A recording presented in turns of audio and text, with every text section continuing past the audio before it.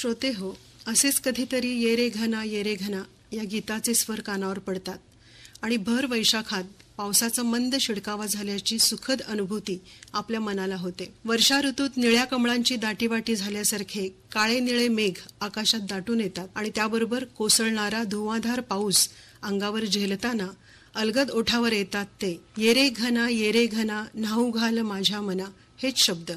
आणि मग घरदार टाकून नको नको म्हणताना मनमोर रानभर नाचू लागतो. ही किमया आहे आरती प्रभूंच्या शब्दांची. आरती प्रभूंचं पूर्ण नाव चिंतामण त्र्यंबक खानोलकर. आरती प्रभू म्हणजे कोकणच्या लाल मातीने मराठी साहित्याला दिलेली एक महान साहित्यिकाची देणगीच होय. कविता, कादंबरी, कथा, नाटक असे साहित्याचे विविध प्रकार खानोलकरांच्या लेखणीने समर्थपणे पेलले. आपल्या अनुभवांशी प्रामाणिक राहिलेला एक झपाटलेला कलावंत अशीच त्यांची ओळख त्यांच्या साहित्यकृतीतून घडते. श्रोते हो, कोकणचा हिरवा निसर्ग, अथांग समुद्र, इथले गूढरम्य वातावरण, ईश्वरविषयक संकल्पना, तिथली भोळी भाविक कलंदर माणसे, त्यांच्या प्रेमभावना, विकृती, वासना या सर्वांमधून आरती प्रभूंचा मनपिंड घडत गेला, जीवनधारणा घडत गेल्या. या सर्वांबरोबरच त्यांना जीवनात भोगावे लागलेले दारिद्र्याचे दशावतार, अनुभवास आलेले मृत्यूचे तांडव, जीवनातले ताणतणाव यामधून त्यांच्या साहित्याची पर्यायाने कवितेची निर्मिती झाली. आपल्या कवितेची कथा या कवितेत आरती प्रभू लिहितात, माझ्या कवितेची जात हळुवार आहे, परागांनी विणलेल्या गंधगीताची कोवळी त्यात आहे. निसर्गाच्या धुंद सहवासात ती फुलते, मातीच्या नवसृजनाच्या ओढीतून ती उमलते आणि निर्मितीची चिरंतन व्यथा ती भोगते. ही अनुभूती कवी शून्यातील निळाईत साद घाली मन आणि उठे पडसाद चांदणे होऊन. अशा मौनी घडत असे कवितेची कथा, जन्मभर भोगावी ही निर्मितीची व्यथा अशा शब्दात व्यक्त करतो. निसर्ग हा आरती प्रभूंच्या कवितेचा अविभाज्य घटक आहे. डोंगर, नद्या, झाडे, समुद्र, सायंकाळ, क्षितिजावर रेंगाळणारे किरमिजी ढग, कळ्या, फुले, गवताची लवलवती पाती या निसर्ग रूपांशी त्यांचा अखंड संवाद चालू असतो. निसर्गाचा नाद, लय त्यांच्या कवितेत अलगद उतरते. निसर्ग प्रतिमामधूनच ती बोलते. हा निसर्ग आणि येथील व्यक्ती यांचे अतूट भावजीवन आरती प्रभूंची कविता. जिथे आहे घाट तिथे आहे नार, तिथूनी चढते झिंगोनिया कोर, ओठात अजून ठसठसे मुका, हळदीची मूस करी हिरव्या चुका, हळदीची मूस करी हिरव्या चुका असे रंगविते. परिस्थितीमुळे नाईलाजाने आपला आवडता कोकणचा परिसर सोडून आरती प्रभूंना मुंबईला जावे लागले होते. आपल्या जन्मभूमीपासून दुरावल्याची ही खंत, गेले द्यायचे राहून तुझे नक्षत्रांचे देणे, माझ्या पास आता कळ्या आणि थोडी ओली पाने आणि थोडी ओली पाने अशा व्याकुळ शब्दात ते व्यक्त करतात. आरती प्रभूंच्या कवितेत स्त्रीला वैशिष्ट्यपूर्ण स्थान आहे. त्यांनी स्वतःसाठी घेतलेल्या आरती प्रभू या नावावरूनच ते स्पष्ट होते.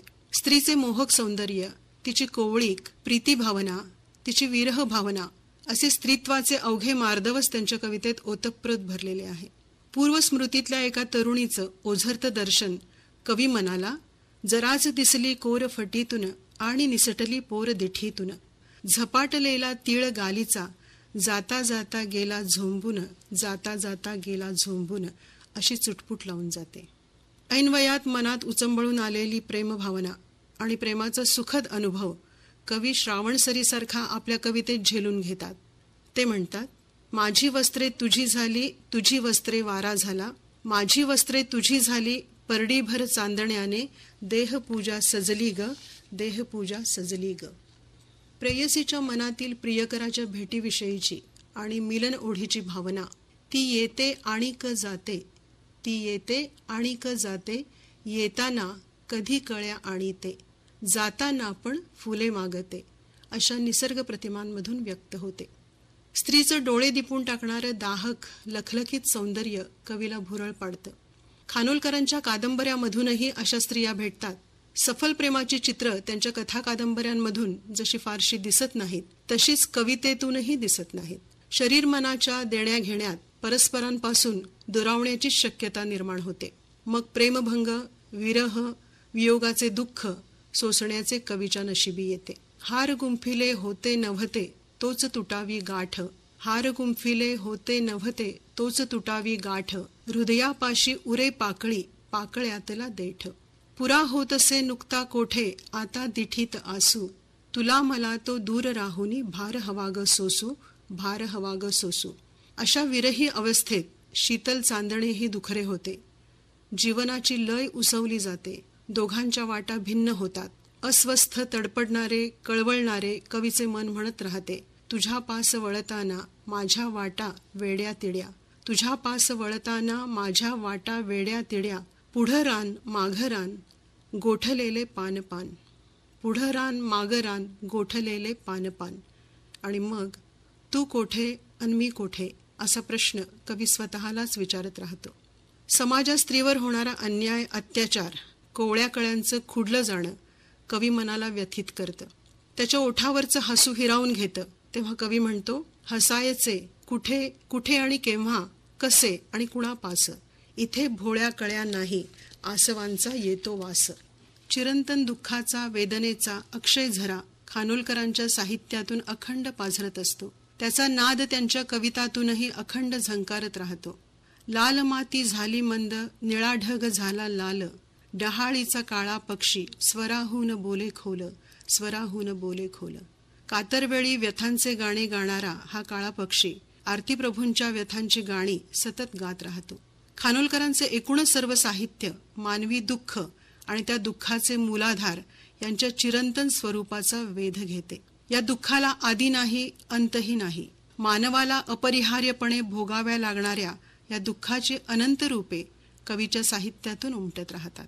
त्यांच्या चानी कादंबरीतील धाकटी मामीही, असे कांदा चिरताना डोळा येते पाणी पाणी, असे कांदा चिरताना डोळा येते पाणी पाणी, असे मनाचे रे दुःख काय जाईल वाहोनी, दुःख सापडेना हाती होते शिंपल्यात मोती, बुडी घ्यावी लागे खोल तेव्हा सापडेल तळ.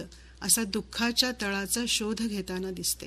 कथाकार जी. कुलकर्णी यांच्याप्रमाणे आरती प्रभूंच्या साहित्यावर नियतीवादाचा जबरदस्त प्रभाव जाणवतो. मानवी जीवनाला दिशा देण्याचे, ते नियंत्रित करण्याचे किंवा उद्ध्वस्त करण्याचे सामर्थ्य नियतीत असते.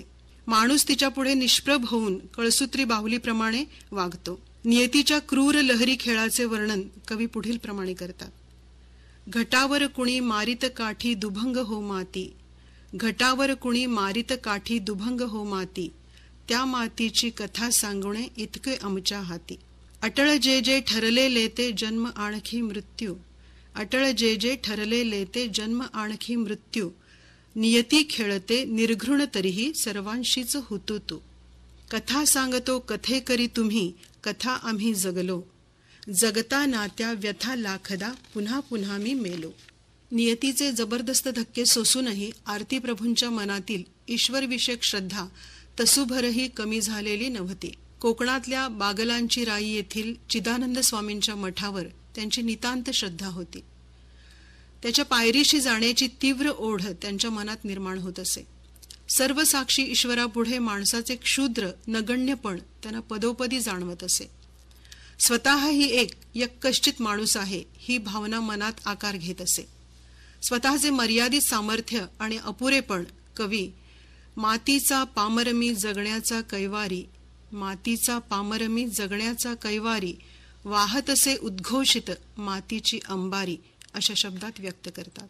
असे असले तरी एक कलावंत म्हणून स्वतःमधल्या प्रतिभाशक्तीचा सार्थ अभिमान कवीला वाटतो. म्हणूनच आपल्या कवितेचा सवंग बाजार मांडून बसणं त्यांना मान्य नव्हतं. एक ना एक दिवस आपल्या कवितेची खरी ओळख रसिकांना पटेलच याची त्यांना खात्री होती. म्हणूनच संपूर्ण मी तरुकी आहे नगण्य पर्ण, संपूर्ण मी तरुकी आहे नगण्य पर्ण, सांगेल राख माझी गेल्यावरी जळून असा विश्वास ते व्यक्त करतात. चिरंतन दुःख आणि वेदनेचा भार वाहणारा हा कवी जगण्याविषयीची अनिवार्यता आणि जीवनाविषयीची अलिप्तता, दुःख ना आनंदही अन अंत ना आरंभही, दुःख ना आनंदही अन अंत ना आरंभही, नाव आहे चालली कालही अन आजही अशा शब्दात व्यक्त करतात. कसे कसे हसायाचे हसायाचे आहे मला, कसे कसे हसायाचे हसायाचे आहे मला, हासतच वेड्या जीवा थोपटीत थोपटीत फुंकायाचा आहे दिवा. अशी मनोकामना व्यक्त करणाऱ्या आरती प्रभूंनी प्रत्यक्षात मात्र वेदनेचा चिरदाह सोसतच या जगाचा अखेरचा निरोप घेतला.